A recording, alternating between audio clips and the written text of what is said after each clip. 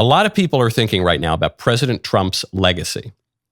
And on the point of legacy, Mike Tyson, the great boxer, has gone viral for what people are saying is some kind of wacky advice. I think it's 90% very, very good advice on the question of legacy. Advice that he offers to a very young girl. Well, in your return to the ring for this fight, you are setting a monumental opportunity for kids my age to see the legend, Mike Tyson, in the ring for the first time. So after such a successful career, what type of legacy would you like to leave behind when it's all said and done? Well, I don't know. I don't believe in the word legacy. I just think that's another word for ego. Legacy doesn't mean nothing. That's just some word everybody grabbed onto. Someone said that word and everyone grabbed on the word, so now it's used every 5 seconds. It means absolutely nothing to me. I'm just passing through. I'm going to die, and it's going to be over. Who cares about legacy after that? What a big ego. So I'm going to die. I want people to think that I'm this, I'm great.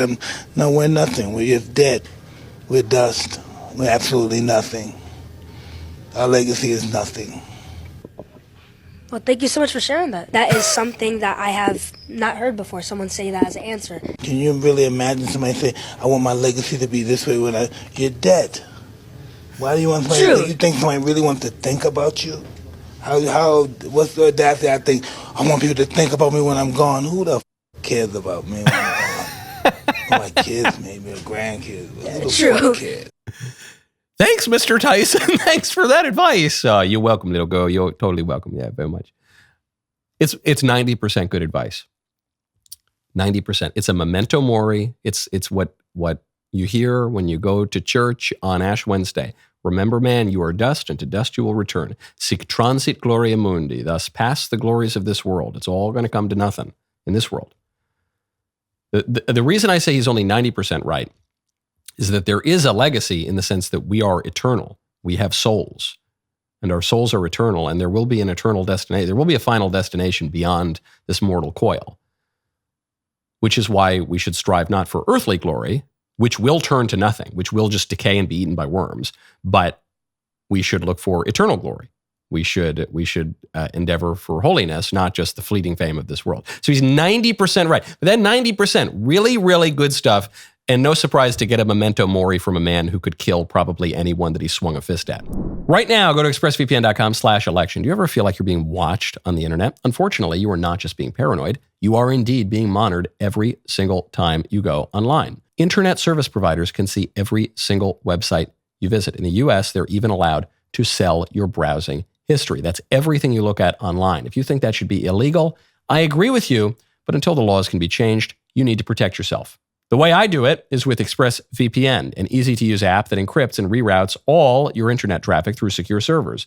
Because I use ExpressVPN, my internet provider cannot see my browsing history. They've got nothing to sell because they've got nothing on me. ExpressVPN also hides my IP address, which is the number that identifies you on the internet. Because I hide my IP address with ExpressVPN, greedy data brokers can't use it to build a profile of me to sell off to marketers. My data are mine and mine alone. I wouldn't call myself a tech expert, but I find ExpressVPN incredibly easy to use. Just tap one button to get connected, and they have apps for every device, phones, laptops, desktops, tablets, you name it.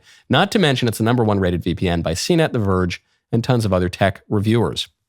If you want to start taking your online privacy seriously, don't wait. Use my special link to get 3 extra months of ExpressVPN for free. ExpressVPN.com/election. EXPRESSVPN.com/election.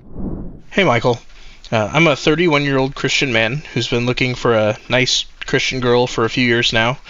Unfortunately, I've come to some irreconcilable disagreements over things such as abortion with the past couple girls who I've dated, despite meeting them in church. Wow. Totally against abortion, by the way, no exception. My question is, how do we single Christian men convince nice single Christian ladies to put themselves out there a little more? I'm on a couple of Christian dating apps, but the dating pool is sparse. I don't really want to go to a bar. I try to go where the ladies are, but there's not a whole lot around where I am, unfortunately. But by the way, I am in Oklahoma. Throwback to that question from last week. I love your show. Hashtag came for Ben, stayed for Michael, and I am hoping to meet a girl who leaves me speechless. Excuse me. Oh, there we go. Okay, good. I was waiting for it. All right, that's good. many such cases as you. Sorry, you're having trouble finding a nice lady, but that happens. And even you meet a girl in church, and it turns out she's a huge lib. Isn't that so crazy these days? Now you might have more luck in certain parishes and ecclesial communities than others. However, how do you do it?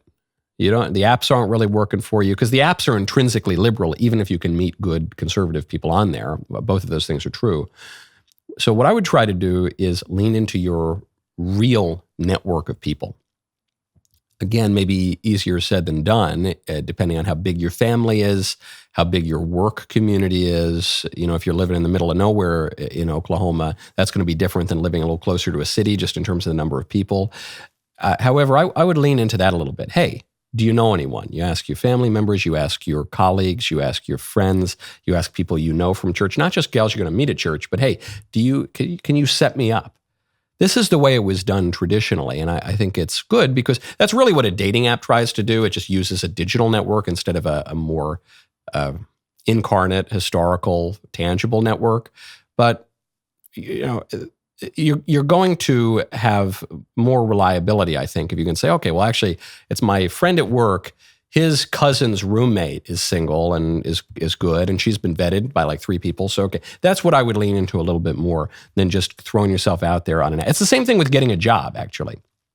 If you want to get a job, I find it. They say it's not what you know, but who you know. Well, it's actually both. It is what you know, but it's also who you know.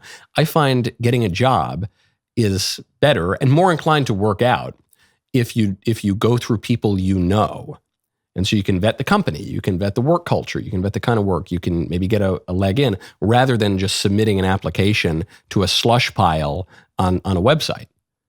The apps are a little bit like the slush pile. So I would lean in a little bit more to who you know. That was a great clip. Now hold up, ring the bell, subscribe to the Michael Knowles YouTube channel, and we will see you next time.